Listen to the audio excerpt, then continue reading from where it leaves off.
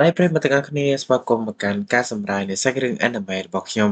ដែលថ្ងៃនេះផងដែរយើងនឹងបន្តការសម្រាយនៃសាច់រឿង Doctor Stone ដែលជាភាគបន្តរបស់យើង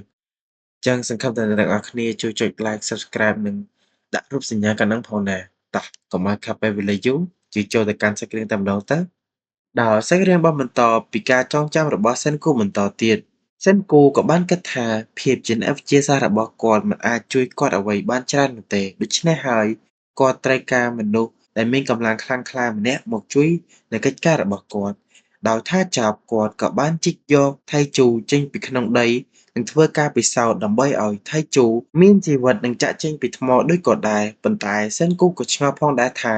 តើការកកមនុស្សមួយផែនដីបែបនេះមកពីមូលហេតុអ្វីទៅដូច្នេះហើយមានទ្រឹស្ដីជាច្រើនបានលោតចូលទៅក្នុងខួរក្បាលរបស់គាត់ដោយទីមួយនោះគឺគាត់គិតថាអេលៀនគឺជាអ្នកបង្កកមនុស្សមួយផែនដីឯទីពីរវិញនោះគឺសិនគូបានគិតថាវាជាការពិសោធន៍របស់រដ្ឋផ្ដាច់ការណាមួយដើម្បីឲ្យបង្កកមនុស្សរួចពួកគេនឹងទទួលបានអំណាចការពារនិងគ្រប់គ្រងផែនដីមួយនេះចំណែកឯទី3វិញនោះគឺគាត់គិតថាគឺជាមេរោគដែលបានបង្កកមនុស្សឲ្យទៅជាថ្មបែបនេះប៉ុន្តែទ្រឹស្ដីទាំងអស់នេះមិនអាចយកជាការបានទេដូច្នេះហើយសិនគូ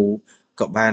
ងាកមកគិតអំពីមូលហេតុដែលគាត់បានប្រះបែកចេញពីថ្មវិញដោយការគិតរាប់ពាន់លានបានលោតចូលទៅក្នុងខួរក្បាលរបស់គាត់ប៉ុន្តែគិតមិនតបានយូរប៉ុន្មានផងក៏មានសត្វប្រចៀវបានហោះកាត់គាត់ហើយសត្វប្រចៀវនោះបានចេញពីល្អាងភ្នំគាត់ក៏សម្រេចចិត្តដើរចូលទៅក្នុងល្អាងភ្នំនោះហើយក៏ឃើញអាស៊ីតនីត្រិកដែលបានមកពីលាមកប្រចៀវនោះរួចគាត់ក៏ដកយកសក់ដែលមិនទាន់បានប្រះបែកចេញពីថ្មរបស់គាត់មកសាកល្បងមើលអាស៊ីតនីត្រិកនេះអាចរំលាយថ្មដែលនៅជាប់ខ្លួនគាត់បានដែរឬទេតែនគូក៏បានចាប់ផ្ដើមសប្បាយចិត្តជាខ្លាំងព្រោះការសាកល្បងរបស់គាត់នេះពិតជាបានធ្វើឲ្យថ្មដែលនៅជាប់នឹងខ្លួនគាត់នេះប្រះបែកពិតមែនថាចប់សិនគូក៏បានត្រង់យកអាស៊ីតនីត្រិកនោះទៅចាក់ទៅលើថៃជូនិងមនុស្សដទៃទៀតដើម្បីពិសោធន៍ថាតើអាស៊ីតនីត្រិកនេះអាចធ្វើឲ្យពួកគេប្រះបែកចេញពីថ្មដូចអ្វីដែលគាត់បានសាកនេះដែរឬទេប៉ុន្តែការសាកល្បងពីថៃជូទៅមនុស្សដទៃទៀតពុំបានឃើញនូវលទ្ធផលដែលគាត់ចង់បាននោះឡើយ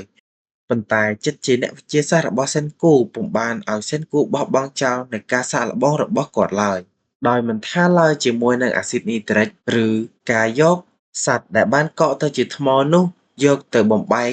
ឬក៏យកទៅដុតក៏ដោយប៉ុន្តែមិនបានឃើញនូវលទ្ធផលអ្វីសោះនោះឡើយដោយការសាកល្បងបានប្រើប្រាស់រយៈពេលជាច្រើនខែណាស់មកហើយនិងជាច្រើនរបៀបផងដែរ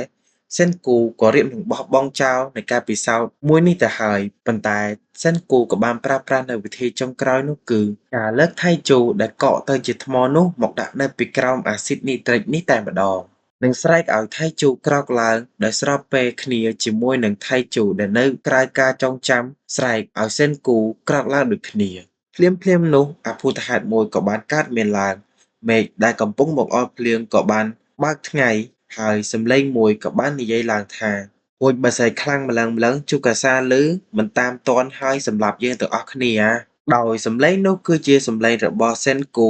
ថៃជូនិងយូស៊ូហេរ៉ាក៏បានសប្បាយចិត្តជាខ្លាំងព្រោះសិនគូមិនបានស្លាប់បាត់បង់ជីវិតនោះទេហើយសិនគូវិញក៏បានសរសើរទៅកាន់ពួកគេដែលបានរកឃើញពីការកំណត់សម្គាល់របស់គាត់ទៅធ្វើឲ្យគាត់រស់បានម្ដងទៀតដូច្នេះដោយសប្បាយចិត្តពេកថៃជូក៏បានហត់ទៅអបសិនគូប៉ុន្តែដោយការលើកមុនអញ្ចឹងដែរ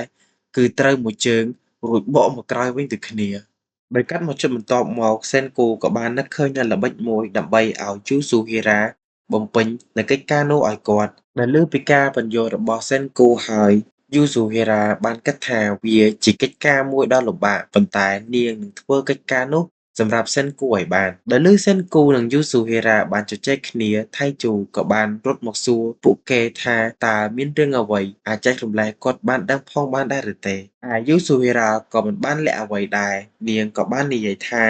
នាងនឹងមានគម្រោងការទៅរកឈូកាសាដែលលើបែបនេះហើយថៃជូបានជាខ្លាំងជាមួយនឹងពាក្យសម្ដីដែលនាងបាននិយាយចេញមកហើយគាត់បានស្រែកឡើងភ្លាមថាទៅរកជូកាសានឹងធ្វើអីក្រែងដឹងហើយថាជូកាសាគឺជាមនុស្សអាក្រក់ហើយជូកាសានេះហើយគឺជាអ្នកដែលសម្លាប់សិនគូនៅមុខយើង តែសិនគូបានប្រាប់វិញថាជូកាសាបានគិតថាគាត់បានបាត់បង់ជីវិតទៅហើយដូច្នេះថៃជូនិងយូស៊ូហេរ៉ាអាចធ្វើដំណើរទៅសង្កេតមើលជូកាសាបានគ្រប់ពេលវេលាហើយព័ត៌មានគ្រប់យ៉ាងគាត់បានប្រាប់ទៅយូស៊ូហេរ៉ារួចទៅហើយដូច្នេះថៃជូនឹងមានតួនាទីការពារនាងជាមួយនឹងកម្លាំងរបស់គាត់សិនគូបានគិតយ៉ាងច្បាស់ថាជូកាសានឹងប្រាប់ទឹករំលែរ៉ែនោះទៅកាន់ក្មេងៗហើយបង្កើតនៅចក្រភពមួយរួចឲ្យក្មេងៗទាំងអស់នោះស្ដាប់បង្គាប់គាត់ជាក់ជាមិនខាន